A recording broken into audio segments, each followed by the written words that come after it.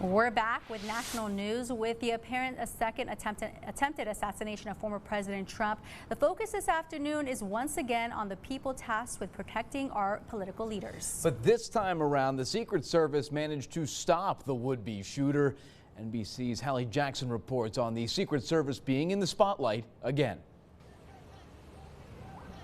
New questions being raised about the Secret Service after what the FBI describes as an apparent assassination attempt on former President Trump. We live in dangerous times.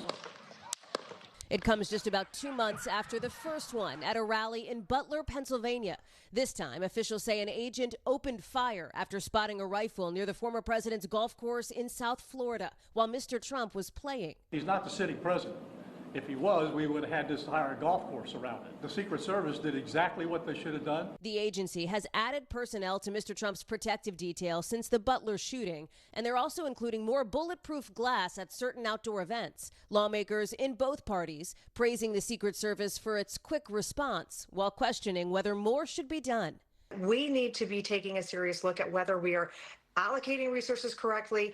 Do we need more Secret Service agents? The idea that there has been 2 attempts and they have been able to get close enough to the former president is deeply disturbing. I'm concerned that Donald Trump is actually not safe. What happened Sunday, a contrast to the attempted assassination in July. In Florida, officials say Mr. Trump was 300 to 500 yards from where the weapon was spotted and walked away unharmed. In Pennsylvania, the shooter was about 150 yards at a publicly announced event and fired a shot that injured the former president's ear. The Secret Service has acknowledged a systematic breakdown in Butler, with Kimberly Cheadle resigning as the agency's chief just a day after taking heat from both parties on Capitol Hill. You're full of today.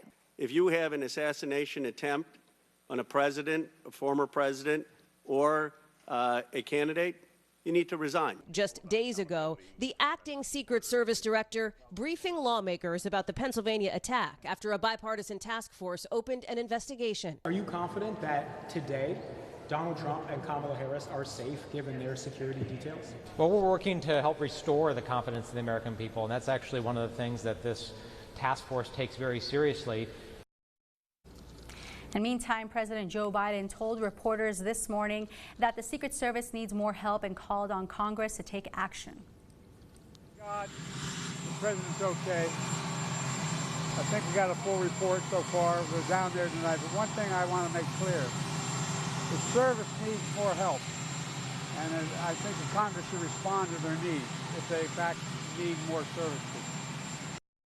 The man suspected in the apparent assassination attempt targeting Trump, 58-year-old Ryan Routh, was charged today with federal gun crimes. The investigation into the apparent assassination attempt continues.